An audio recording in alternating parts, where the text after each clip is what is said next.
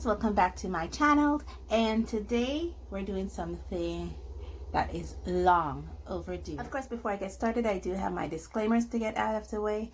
I live near a major highway here in the country of Belize, so you will hear those motor vehicles in my background. Where I live, there's also a lot of wild birds. You may hear them calling, chirping, and crying in the background.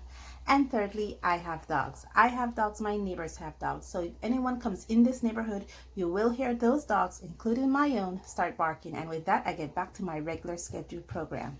Okay, I know I said it was long awaited, and it's been long awaited. I've had this sitting on my art shelf for over a year, and I have yet to use it. Believe it or not, I have not even touched it. The only thing I did with it is open it and put rocks in it. Why rocks, you say? Because this is Yasutomo liquid Sumi ink. Okay, I hope I said that correctly. Yasutomo. This is basically Sumi ink, and Sumi ink is made from grinding blocks on rocks and it with water to produce this very dark soot-like ink that is here. It's this version actually is permanent liquid ink made from vegetable soot. And the reason why I put rocks in it is so that while it's in there, I need to mix it all up, not just to shake it up, to kind of make it mix a little better. And it contains celiac for water resistant. So basically, when this dries completely, it should resist water. It may not be suitable for fountain pens because it may cause your fountain pens to clog. So do not put this in your fountain pens. I learned it's not suitable for dip pens either, because this is very liquidy. It's non-toxic, made dry with a shine, and absorbed into paper slightly. And that's what I know so far about this liquid ink. What I have done so far is that I've been working with it. Now I'm going to talk about these shortly, but I have been working with it just before I started this video. And what I did was some swatches. Like I said, I just literally, there we go, swatches. Basically, these swatches just shows the ink here in its true form, and I just kind of water it down, starting from here to here, just watering it down, and to see the different values I can get with this ink, because I do intend to paint with it. Because when I did a test run with it with fountain pens, it was just fountain pens. Now, when I did a test run with dip pens, it was a disaster. Like I said, I was just testing out the pens. I'm not sure if I put that video up, but I may put that video up for you guys to see. And I used my smallest liner brush here. I do have this little precision brush. This is a 5.0, which means it is 0 to the 5th power. And I did try to line with it, and yeah, it produces these lines. But I'm not very good with lining with brushes, so you have to excuse me for that one. Okay, so now I'm going to talk about these 3 books here. I got these at my local art and stationery supply store. I leave the price on just to remind myself of how cheap these were. These were just about $2 each, $1.95. And it's basically books that teaches you how to draw. It's a how to draw series from Alka Publications, and what I found were in 3 different versions: how to draw baby animals, how to draw birds, and how to draw cartoons. And I like these because it actually starts, how it shows you how to draw. It actually starts from simple shapes like the circles for this little puppy here, and how to expand on those simple shapes. I actually enjoy that because that's how I'm teaching myself to draw, starting from simple shapes and then expanding from those. So I will be using this book to draw an illustration on my piece of paper here. Then I will be using my Sumi ink to render that illustration.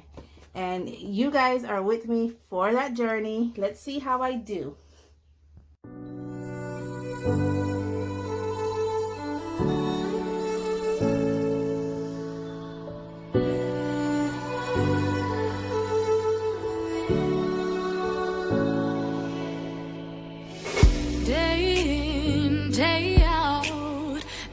Same road we're walking down, same job, 'Cause we've been told that's the way our world goes round. Walking on the grounds we've always known, stepping on the footprints in the snow.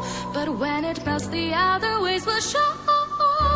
We're gonna make the footsteps on our own. Now life can wait just for a while.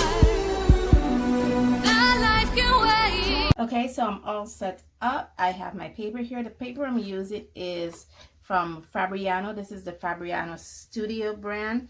The Fabriano Studio cold press brand is actually a student friendly brand. It's not very expensive, and it's 25% cotton, which will give me an idea of how these paints will react to cotton paper, because it's 25% cotton, so it should absorb a little but settle mostly on the top. The paper I used for the swatches of this was actually from the Sargent Art watercolor paper. So I'm still testing out that. Remember, I made a sketchbook from it to test out how those papers were. When that sketchbook is completed, I will do a run through and tell you how I like those papers or not. But let me stop my blabbering and get to the drawing. But when it melts, the other ways will show. We're gonna make the footsteps on our own. Now life can wait just for a while. Now life can wait. So take that aside and just go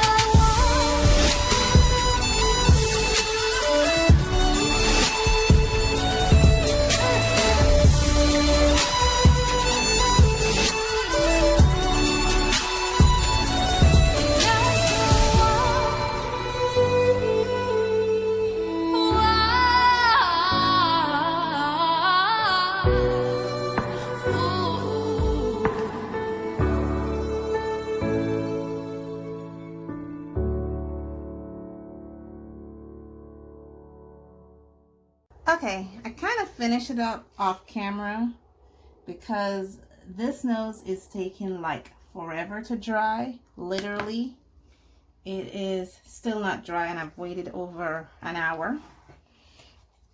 I'm just pushing it aside because I want to test something. It says it's water resistant, so I'm just gonna go over my art lines here to see if any pigment gets dragged across.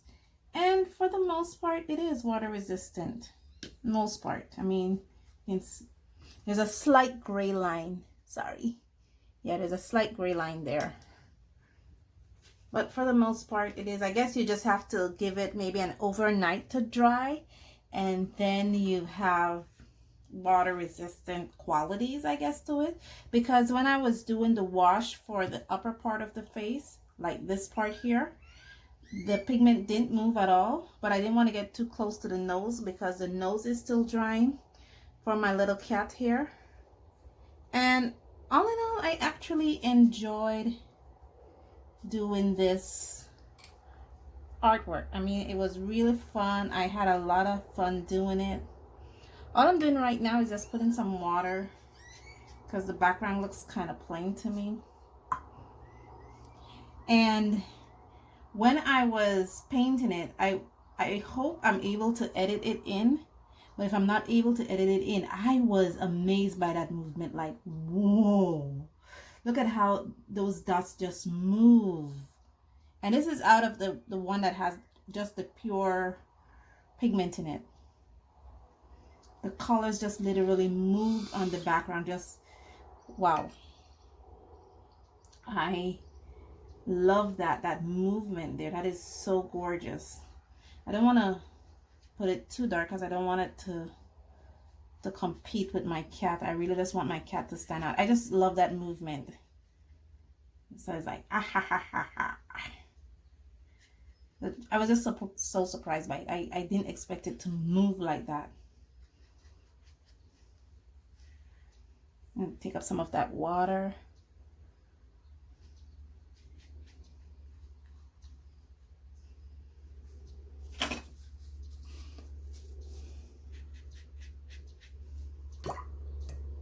And even my washing water now is just turned into this beautiful light gray tonation.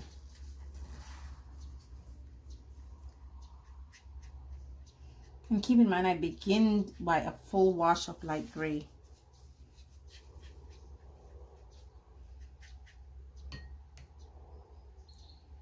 Just trying to give it some kind of, you know. I might ruin it, but it's okay.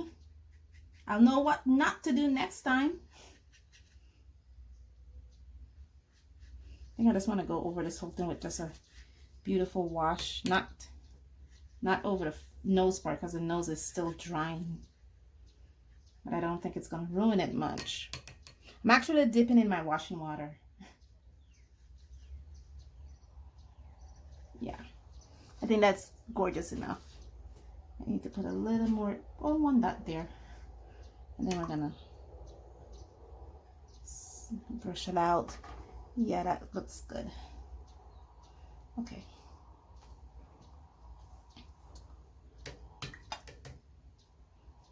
So yeah, with this I am done. I think I need to work with this more. I was trying to work with it like how I worked with the water soluble graphite, but the movement of it I have to keep in mind, because this really moves with me, and it is just phenomenal how those pigments just, like, it's like a starburst. It just went pow, exploded once it hit that wet surface. It just explodes. I kind of play with it a little bit on the underbelly of my cat to make it look like fur, but I'm not that experienced yet, so I'm still trying to work around with it. Definitely it's something that I will do again in the future. I really appreciate the Sumi ink. I love the granulation it gives. I love how that soot of the Sumi just sits on this paper, and this paper, it does warp, but not to the degree that it should, because I was just literally just pouring water on it. So it does warp, but not the degree that it should. And I think it's a great thing to do. This is actually, this piece of swatch piece I have here is actually 100% cotton. And this is what I was using for my swatch. And just to see how the Sumi just basically absorb into this. Let's see if it creates that amazing bloom that I wanted. Just putting out a slot here, and I'm just going to go into the ink, the pure ink, because what I found is the pure ink is the one that just explodes, not so much the diluted version. That doesn't explode half as much as the pure ink. This is the diluted version. And see, it doesn't explode like the pure ink. I'm not sure if you can see that right there. This here is the pure ink just with dry paper, and this is where I wet it first. Put a sheen of water, sorry, on the paper, and you see how that just explode. And this little one here is the diluted version, and it doesn't explode as much. But all in all, I need to practice with this more. It is certainly a learning curve to this, and for me to get better at it. Thank you guys so much for joining me on this journey, and as always, stay safe, stay blessed, and I'll see you in the next one.